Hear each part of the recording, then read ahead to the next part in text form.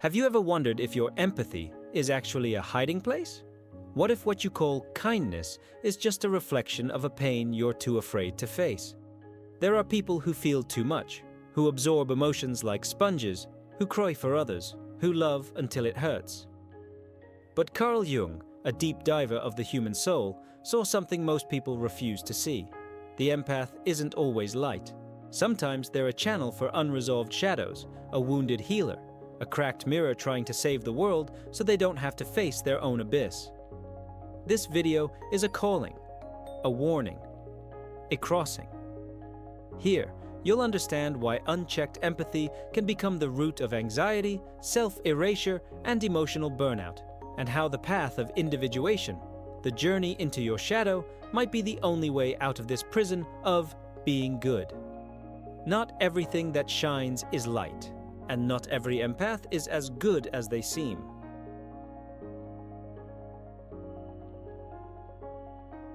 Not all empathy is healing. Sometimes it's a prison. From a young age, some people feel like the world hurts more for them. They were the children who cried for the pain of others, who carried burdens that were never theirs to begin with. Jung would say, "There's something in the unconscious of these souls that connects directly to the collective, as if they're living bridges between unseen realities. And on that bridge, many of them get lost." Society praises these sensitive beings, calls them angels, natural healers. But behind the beauty of empathy lies a subtle psychological risk, the dissolving of the self. The empath absorbs so much that they sometimes forget they even exist. And that is the first crack in the mirror. When you feel everything, where are you? In Jung's view, this over-identification with the pain of others isn't just a beautiful trait. It can also be a sign of an unconscious complex, of a personality still unformed. The empath often becomes whatever the other person needs, an emotional chameleon, forgetting to become who they truly are. That's the loss of self. That's disconnection from individuation. The more the empath feels, the further they drift from their own pain. Because feeling others is easier than facing the abyss within, and so, this unchecked empathy becomes a silent escape, a soothing identity, a kind of kindness that numbs instead of heals. We have to understand, empathy isn't sacrifice, it's conscious connection.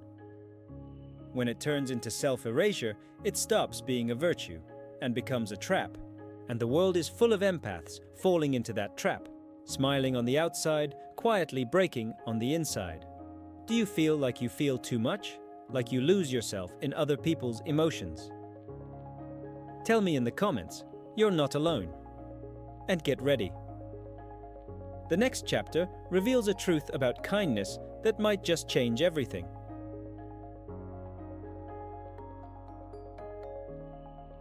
What you call love might be your way of escaping your own shadow. Jung taught us that everything we refuse to see in ourselves, everything we deny, repress, or judge as unworthy, sinks into the depths of the psyche and becomes the shadow. And many empaths, desperate to be good, become experts at hiding their anger, their frustration, their selfishness. They smile while burning on the inside. And they call that compassion. But real compassion doesn't come from repression, it comes from integration. When the empath silences their own emotions for the sake of others, they feed a silent monster, a shadow that moves in secret, sabotaging, draining, collapsing from within. They become invisible martyrs. Saviors who drown trying to rescue people who never asked to be saved. The empath's psyche creates a cycle of self-deception. The more needed they feel, the more they abandon their own limits. And here's the danger. Kindness becomes an addiction, a moral disguise to run from their own humanity. The empath doesn't have time to feel themselves. They're always too busy feeling everyone else. This is the dark truth Jung saw with piercing clarity. When empathy is driven by the shadow, it turns into codependency, and love becomes control in disguise. Because those who don't listen to themselves end up desperately needing to be heard by others, even if unconsciously. If you feel like your empathy leaves you drained, maybe it's not as pure as it seems. Maybe it's a secret pact with your shadow, a subtle way to escape yourself by using others as mirrors. Have you ever felt that? That sometimes your kindness is also a defense mechanism? Let me know in the comments. Your story matters. And get ready. Because in the next chapter, we're going deeper still. Into the unconscious world of the empath, where it all begins, and where everything is revealed.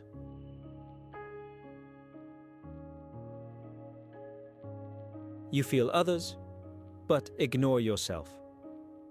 Carl Jung dedicated his life to studying what lies beneath consciousness, the unconscious, that silent force shaping who we are without us even noticing.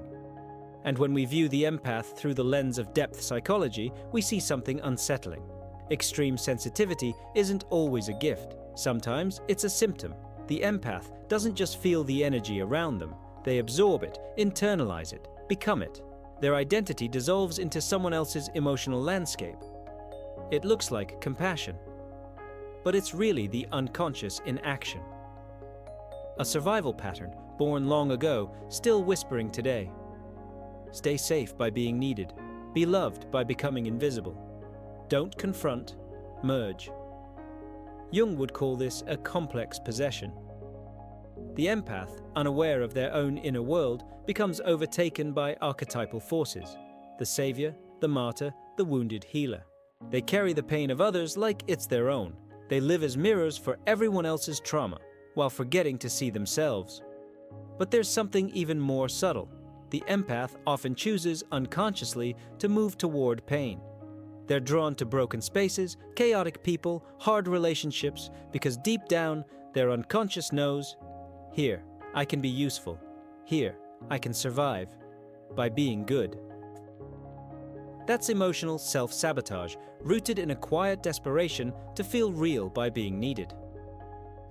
The truth? The empath will only find peace when they descend into their own unconscious and ask, why do I really do this? What part of me needs someone else in order to exist? Have you noticed these repeating patterns in your life? Like you always end up being the caretaker, the therapist, the emotional support? Share in the comments. You're not alone. And get ready, because in the next chapter, we expose the consequences of this cycle. Emotional burnout. The silent collapse of those who were always strong enough for everyone, but never for themselves.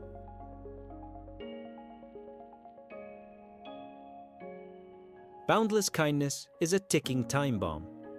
The empath keeps saying yes while their body screams no, keeps listening even when they're exhausted, keeps holding space for others, even when no one holds space for them, and little by little, they drift further from themselves. Until one day, they collapse. What Jung called ego disintegration doesn't come with a loud crash. It starts quietly and ends in silence, in chronic anxiety, in a hollow kind of existence. Emotional burnout isn't just being tired, it's a drained soul. It's waking up with no energy to be, no desire to care for yourself, because you've already given everything to the world. And in that emptiness, the empath faces a brutal truth. No one is coming to save you. Because no one sees you drowning, you've always been the one pulling everyone else to shore.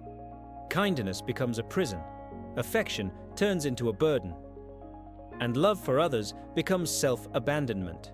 This is when the mask of being the good one starts to crack, because keeping up that image has a cost, and the bill always comes, in illness, emotional breakdowns, or the unbearable feeling that you've completely lost yourself. Jung warned us, what you ignore within yourself ends up controlling you. And when the empath ignores their own limits, they feed a cycle where their greatest gift becomes their greatest wound. They become victims of their own so-called virtue, because no one ever taught them that even love needs boundaries. But here's the good news. Collapse is also a calling, an invitation to individuation. A whisper from the unconscious saying, stop running, start looking. In that pain is a compass. The end of illusion and the beginning of freedom. Have you ever reached that point? Have you ever felt completely drained from loving too much? Drop a comment. You'll be surprised how many people are silently breaking in the exact same way. And in the next chapter, we reveal the way back. Jung's process of individuation, and how it can heal even the most exhausted soul.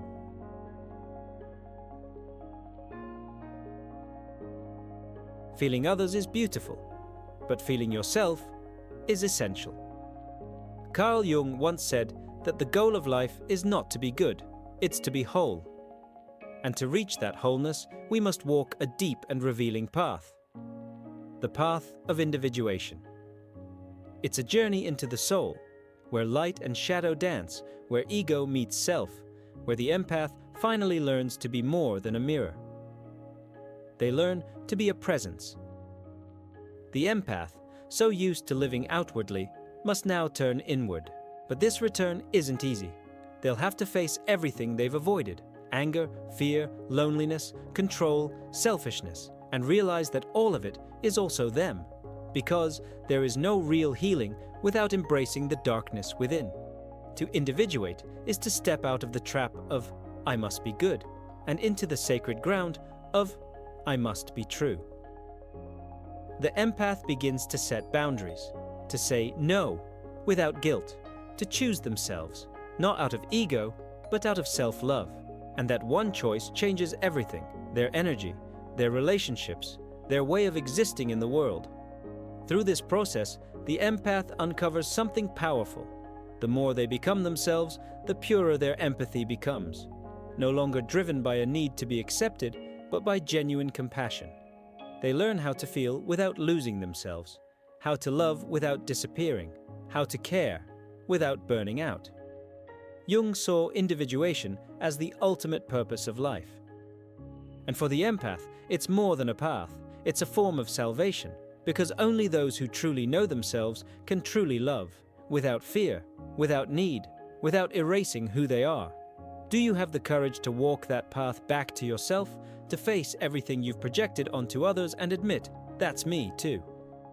In the next and final chapter, we'll reveal the most dangerous mirror of all: projection, and how it traps even the purest souls.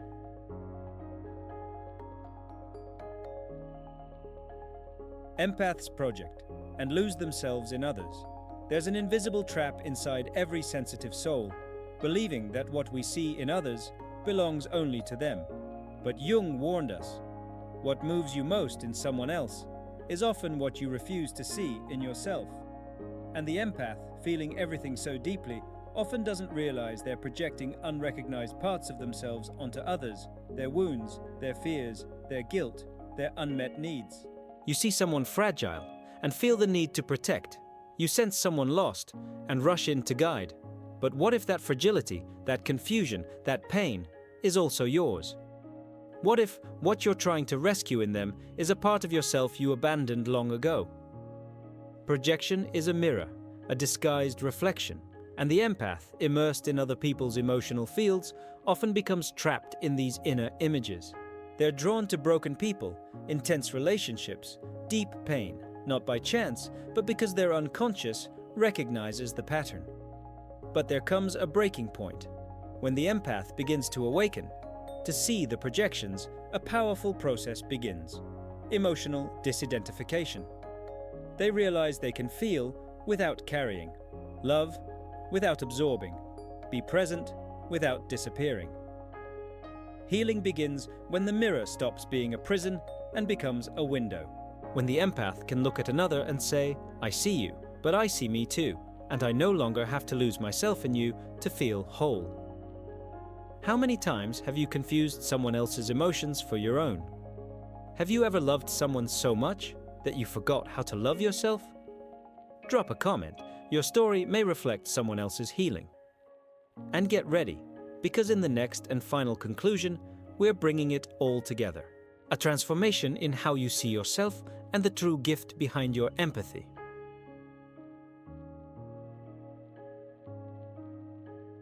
Not every empath is light. Not every act of empathy is love. Not every kindness is truth. Carl Jung gave us a map of the soul, and on that map, he showed us one essential truth.